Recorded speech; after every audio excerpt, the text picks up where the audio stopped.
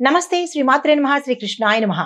November నెల 5వ తారీఖు 2025 బుధవారం నాటి దిన ఫలితాలలో భాగంగా ఈరోజు గ్రహస్థితులు ఎలా ఉన్నాయి, ఆ గ్రహాల యొక్క ప్రభావము, ఫలితాలు ఈ 12 రాశుల వారికి ఎలా ఉండబోతోంది అనే అంశంలో ముందుగా గ్రహస్థితులు చూసినట్టయితే కనుక సూర్యుడు తులారాశిలోను, చంద్రుడు మీనరాశిలోను సంచారం చేస్తున్నారు. అయితే బుధుడు శుక్రుడు ఇద్దరూ కలిసి కన్యలో యుతిగా ఉన్నారు.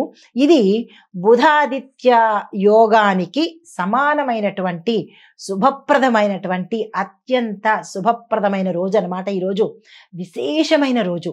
12 రాశుల్లో ఉన్న వాళ్ళు ఎవ్వరూ ఈ రోజుని ఏ రంగంలో ఉన్న వాళ్ళైనా సరే వృధా చేసుకోకండి.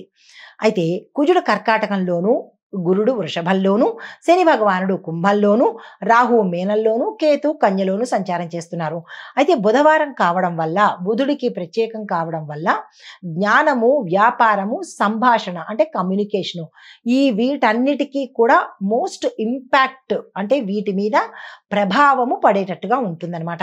అయితే ఈరోజు అత్యంత శుభప్రదమైనటువంటి దివ్యమైనటువంటి రోజు, గుర్తుపెట్టుకోండి. అయితే ఈ ఫలితాలు మేషం వాళ్ళకి ఎలా ఉండబోతోందంటే కనుక మానసికంగా ఉత్సాహంగా ఉంటారు. స్నేహితులతో శుభ సంభాషణలు, మంచి సంభాషణలు చేసుకోవడము, శుభ పరిణామాలు రావడము, శుభ కార్యాలకు సంబంధించి నిర్ణయాలు, యోచనలు చేయడము జరుగుతుంది. వ్యాపారంలో కొత్త ప్రణాళికలు, కొత్తగా ఏది చేసినా సక్సెస్ అయ్యే అవకాశాలు ఎక్కువ కనబడుతున్నాయి. అయితే మీకు చెప్పదగిన పరిహారం విష్ణు సహస్రనామం చదవడంతో పాటు బుధగ్రహ మంత్రాన్ని తప్పనిసరిగా అనుసంధానం చేయండి. ఒక 5 సార్లు విష్ణు సహస్రం చదివినట్టయితే కనుక 108 సార్లు బుధ మంత్రం చదవండి. ఆ మంత్రం ఏంటంటే ఓం బుం బుధాయ నమః. చాలా చిన్ని మంత్రం కదా, దీన్ని 108 సార్లు చదివే ప్రయత్నం చేసుకోండి. తదుపరి రాశి వృషభ రాశి. ఈ రాశి వారి యొక్క ఫలితాలు: ఉద్యోగంలో కొత్త బాధ్యతలు, ధనలాభము, కుటుంబంలో సౌఖ్యము, విద్యార్థులకు శుభ పరిణామాలు గోచరిస్తున్నాయి. చాలా చాలా చక్కగా ఉండబోతోంది ఈరోజు. అయితే పరిహారంగా ఆకుపచ్చ బట్టలు ధరించడము, పచ్చని కందులు దానం చెయ్యడము.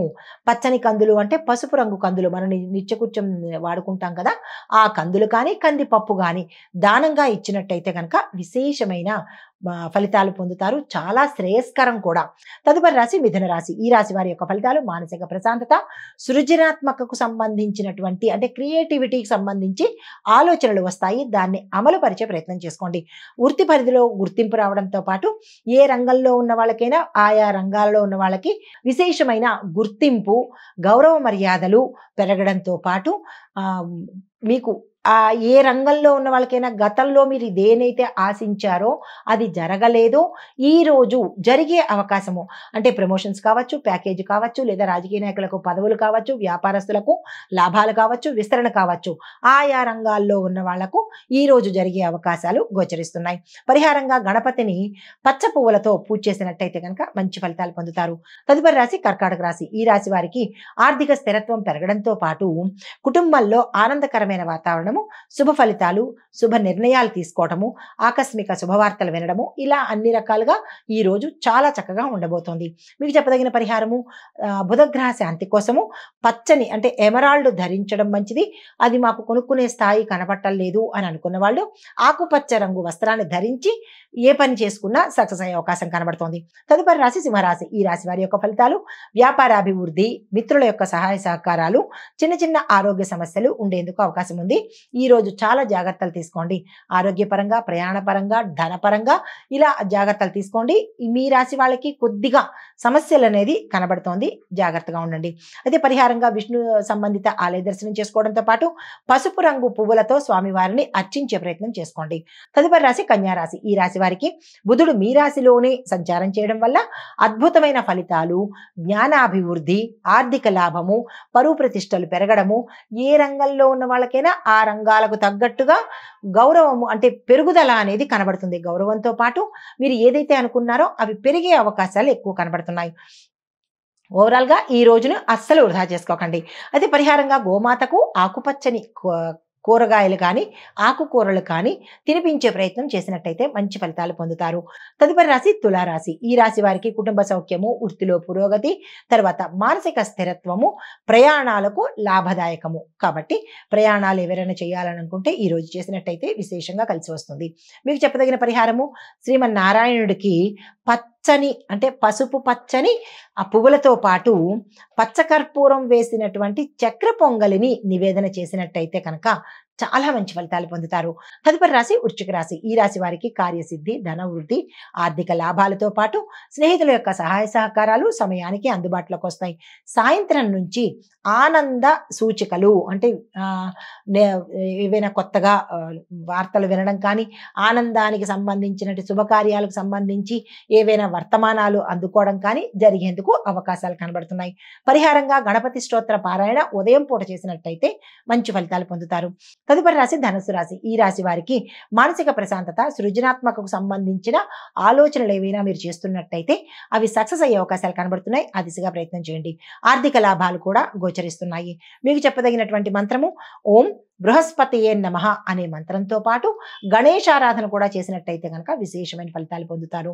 తదుపరి రాశి మకర రాశి. ఈ రాశి వారికి వృత్తిలో ఎదుగుదల, స్నేహితుల యొక్క సహాయ సహకారాలు రావడము, కొత్త అవకాశాలు రావడము, ప్రయాణాలు లాభదాయకంగా ఉండబోతున్నాయి.